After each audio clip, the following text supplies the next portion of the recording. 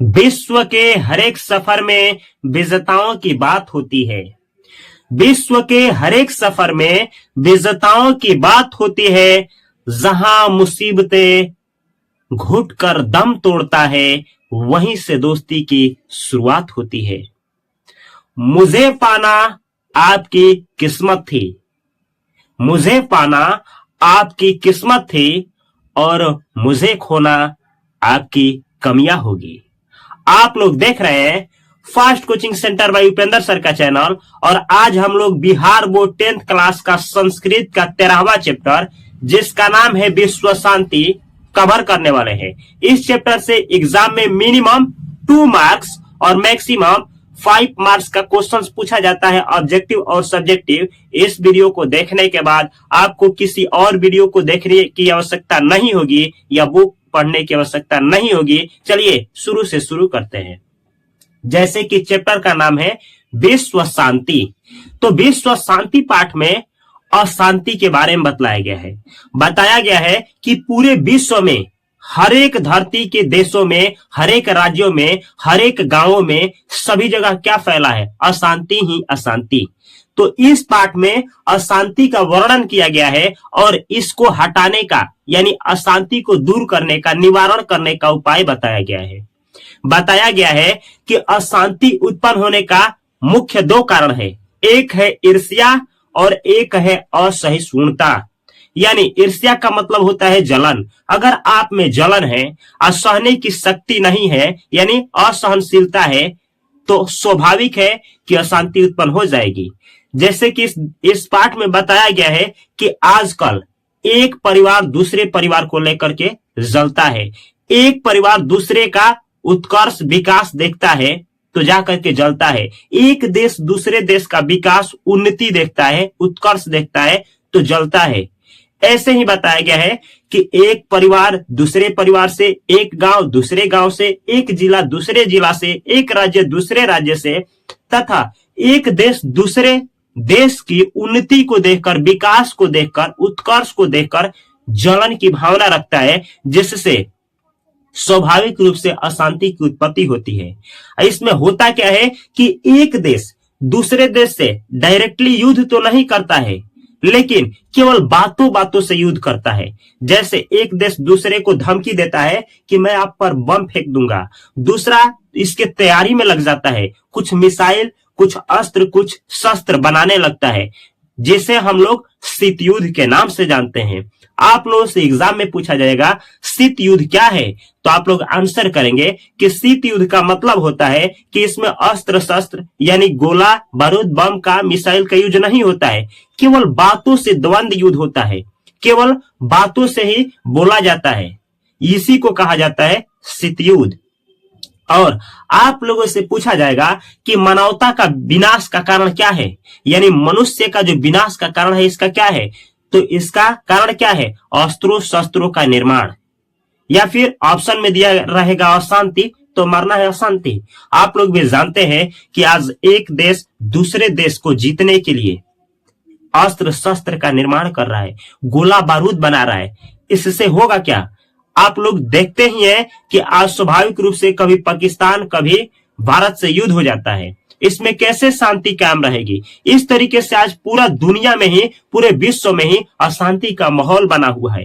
एक बार कहा जाता है कि मध्यकाल से पहले प्राचीन काल में भगवान बुद्ध, जो भगवान बुद्ध थे, वो बोले थे कि बैर से बैर का शमन संभव नहीं है, यानी ईर्ष्या को ईर्ष्या से कभी समाप्त नहीं किया जा सकता है, बैर से बैर को कभी समाप्त नहीं किया जा सकता है, यानी जलन को कभी जलन से मिटाया नहीं जा सकता है। जैसे कि गांधी जी भी बोले थे कि आंख के बदले आंख पूरे दुनिया को, पूरे विश्व को अंधा बना देगी। ये विश्व शांति को लेकर के सारी बातें बोली गई है। कहा जाता है कि इसी को ध्यान में रखते हुए संयुक्त राष्ट्र संघ एक संगठन है जिसका स्थापना अमेरिका में किया गया। इसमें विश्व के अनेक देश भाग लेते हैं।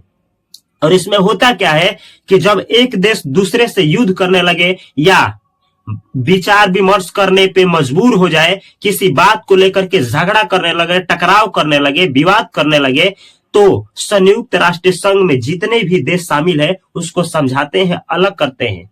जिसकी स्थापना 24 अक्टूबर 1945 ईस्वी में किया गया था। इसका मेन कार्य है कि जब भी दो देश टकराव करे, आपस में युद्ध करे, तो उस युद्ध को रोका जाए और शांति कायम किया जाए। कहा जाता है कि जो लघु विचार वाले, यानी लघु सोच वाले, नीच छोट वाले, संकुचित बुद्धि वाले, संकुचित विचार वाले जो इंसान होते हैं, वह उनकी विचारधारा होती है कि यह मेरा है, यह तेरा है, यह आपका है, यह उसका है। यानी छोट सोच वाले की बुद्धि होती है कि यह मेरा है, यह आपका है। लेकिन उदार चरित्र वाले, महान विचार वाले, महान उचित गुण वाले व्यक्ति के लिए कहा जाता है कि उनका विचारधारा होता है वासुधैव कुटुंबकम, यानी ये जगत, ये पूरी संसार ही क्या है, मेरा परिवार है। यानी जो सामान मेरा है वही सामान आपका है, और जो सामान आपका है वही सामान मेरा है। इस विचारधारा के लोग बहुत कम ही इस धरती पे मिलेंगे। इस पाठ में बतला दे कि शांति को उत्पन्न करने का 3 मार्ग बताया गया है। पहला, आप अबैर रहिए, यानी किसी से बैरपन मत रखिए। दूसरा, करुणा की भावना रखिए और मैत्री भाव से रहिए, यानी मित्रता की भावना रखिए।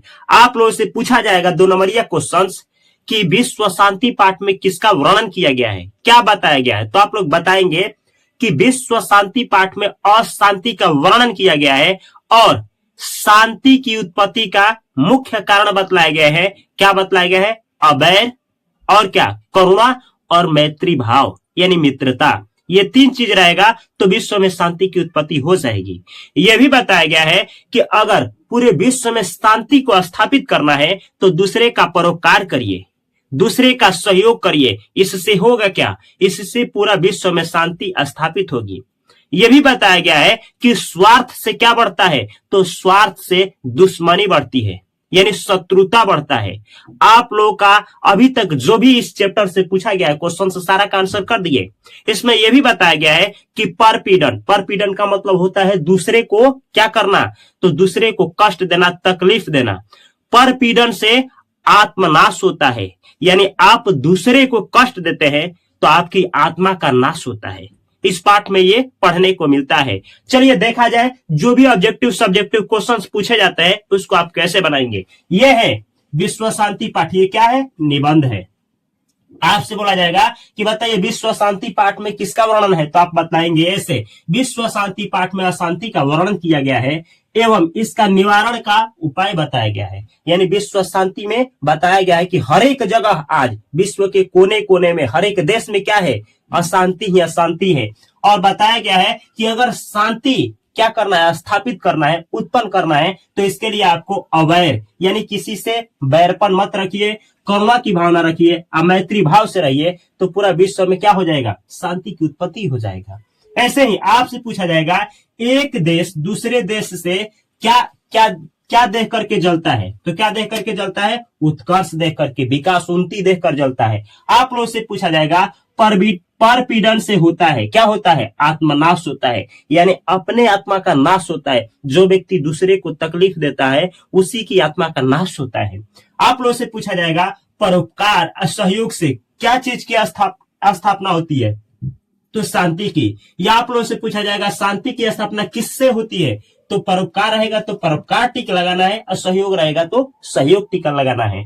आप लोगों से पूछा जाएगा कि स्वार्थ से क्या बढ़ता है, तो दुश्मनी।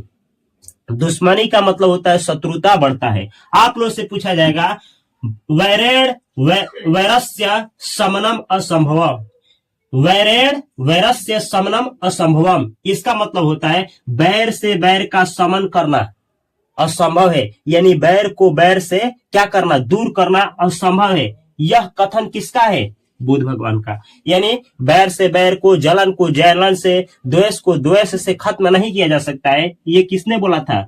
तो बुद्ध। आप लोगों से पूछा जाएगा अशांति का मुख्य कारण कितने हैं, वास्तविक कारण कितने हैं, तो आप बोलेंगे 2।